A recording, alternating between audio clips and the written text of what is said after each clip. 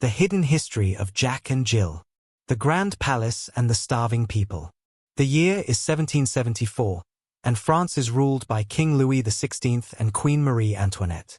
Inside the golden walls of Versailles, they dance, feast, and bathe in riches, while outside, the streets of Paris are filled with hungry peasants. Bread is scarce, taxes are crushing, and whispers of revolution spread like wildfire. But the king and queen?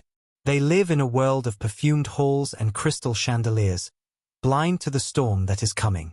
Jack and Jill went up the hill. It wasn't a hill, it was a throne. A kingdom. A climb to power that made them the most powerful couple in France.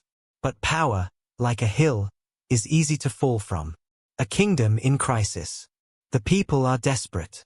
The country is drowning in debt, drained by wars and reckless spending.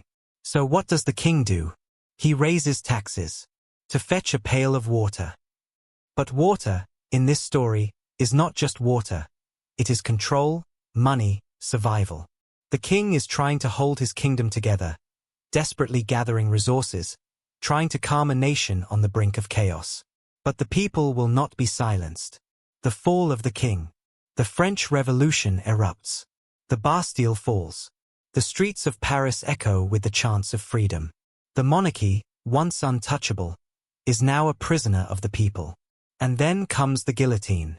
Jack fell down and broke his crown.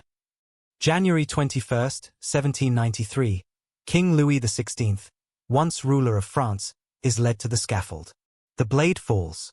His crown is broken, not just his power, but his head, severed from his body in front of a roaring crowd.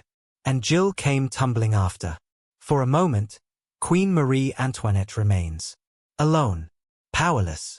The woman who once said, "Let them eat cake," though she probably never did, is now a prisoner in a cold, dark cell. Months pass. The people still hunger, not for food, but for justice, for revenge. And so, 9 months later, the guillotine calls for the queen. And Jill came tumbling after. October 16th, 1793, Marie Antoinette, the last queen of France, meets the same fate as her husband. The dynasty is over. The old world is gone.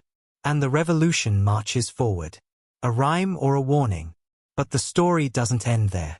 In England, across the sea, they watch the French Revolution with fascination and fear.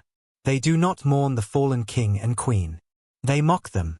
They turn their deaths into a nursery rhyme, a song to teach children, a tale disguised as innocence. A simple little rhyme that carries a dark and bloody truth. Jack and Jill went up the hill to fetch a pail of water. Jack fell down and broke his crown, and Jill came tumbling after. So the next time you hear it, ask yourself, how many other nursery rhymes are hiding a story like this?